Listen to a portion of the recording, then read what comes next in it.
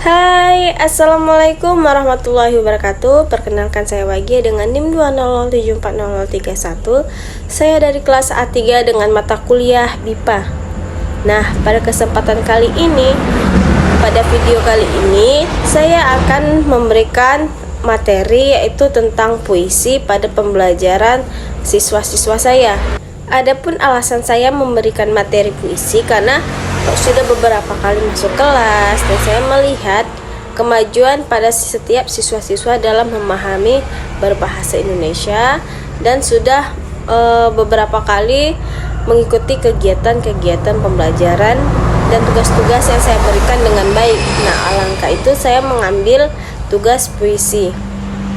Adapun pembelajaran pada kelas kali ini, saya memberikan tugas yang saya sendiri mengajar di Universitas Amerika Serikat, yaitu di Yale yang bertepatnya di Haifa. Oke, next, langsung saja kita masuk kepada tujuan dari pembelajaran materi. Okay, student listening. Setelah mempelajari materi di unit ini, saya harapkan pada pelajar agar dapat menangkap pesan dan tersurat dan tersirat yang disajikan dalam puisi yang saya berikan nanti. Kemudian kalian harus mempraktikkan membaca puisi yang tepat. Saya berikan contoh dahulu. Memahami informasi aktual yang disajikan dalam teks puisi dan memahami fungsi sosial dan unsur kebahasaan dalam puisi. Menulis teks puisi dengan unsur kebahasaan dalam puisi. Menulis teks puisi dengan struktur teks dan kaidah kebahasaan yang tepat yang sudah saya jelaskan pada minggu lalu. Oke, mari kita masuk pada kelas pembelajaran. Good morning everybody. Today is writing poems and poetry. Oke, para pelajar mohon diperhatikan.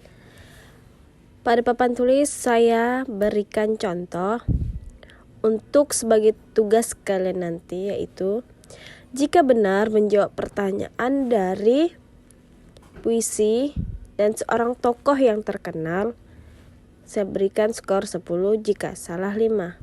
Namun, perhatikan gambar di samping yang saya sajikan.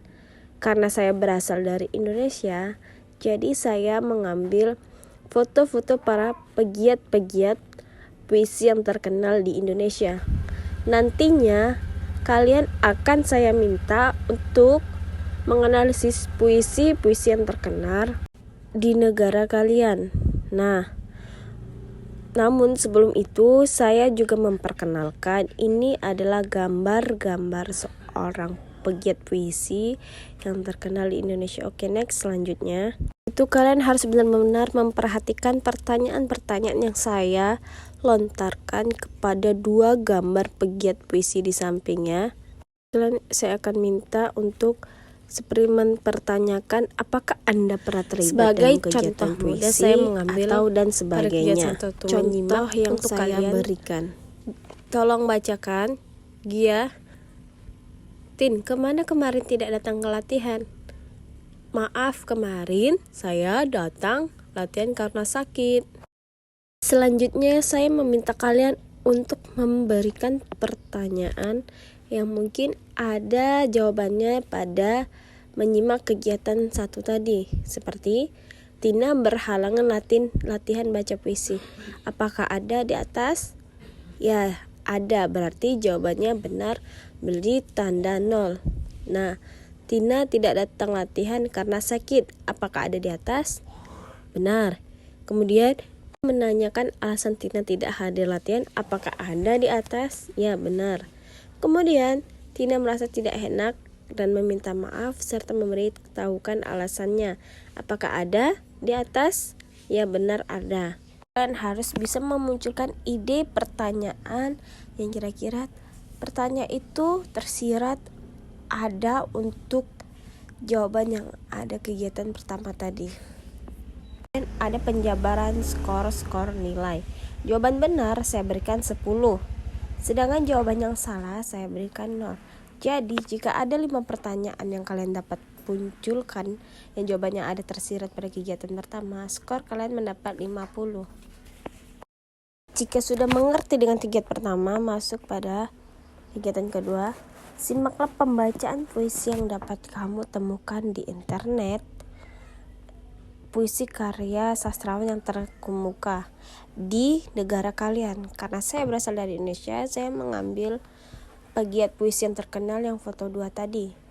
Nah, saya mengambil puisi Kangen dari karya W.S. Rendra yang pertama tadi fotonya saya tampilkan, yang kedua di bagian bawah maksudnya.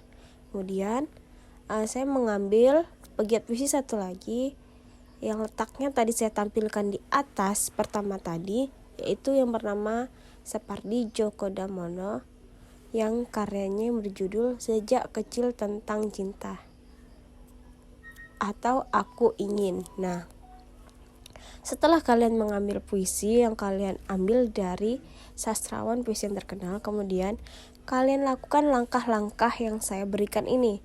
1. Catat kata-kata yang belum dimengerti. Nanti bisa kalian tanyakan kepada saya. 2. Catatlah lirik-lirik yang membuatmu tersentuh. 3. Jelaskan pesan-pesan yang ingin disampaikan oleh penulis pada puisi tersebut. Lanjut, setelah kalian memahami dari yang saya sampaikan sebelumnya, kemudian saya meminta kalian untuk membacakan kegiatan 2 ini tentang puisi yang diciptakan oleh teman saya. Kemudian saya berikan contoh untuk kalian. Tapi kalian harus bisa memperhatikan intonasi, vokal, ekspresi puisi yang berjudul Sejuta Rasa. Oke, saya contohkan kepada pelajar-pelajar saya. Mohon kalian dengarkan. Listening to me student. Oke. Sejuta rasa. Dingin terasa menembus jiwa. Dawai asmara hilanglah sudah. Sang raja siang telah pergi, digantikan lembutnya ratu malam. Angin berhembus melewati celah rumahku, membawa pesan entah untuk siapa. Ku tatap rembulan dengan penuh tanya, mengapa ia tetap di sana meski tak selamanya. Kak Gia.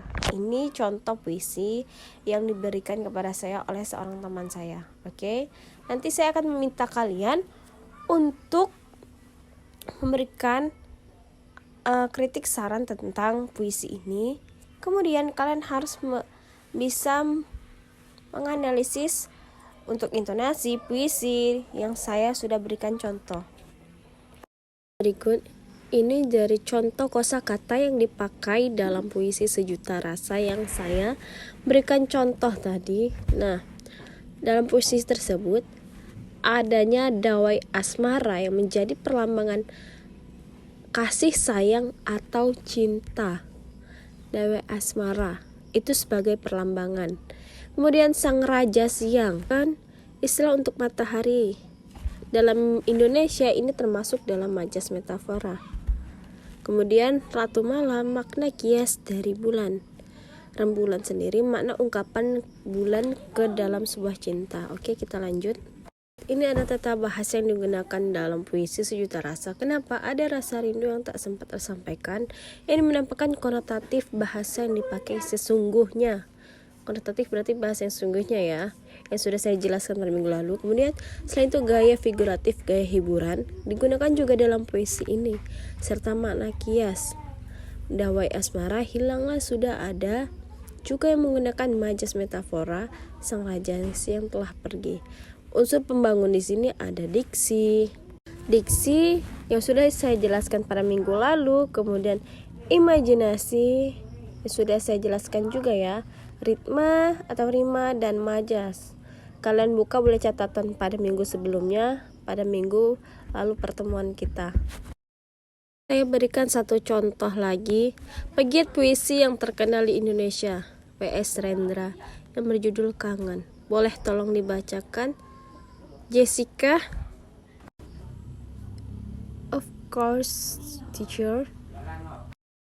Seperti biasa, saya meminta kalian untuk menganalisis pertanyaan yang tersirat dalam puisi-puisi di atas. Oke, next. Lanjut. Sudah mengerti karena sudah saya jelaskan di awal. Kita lanjut ya.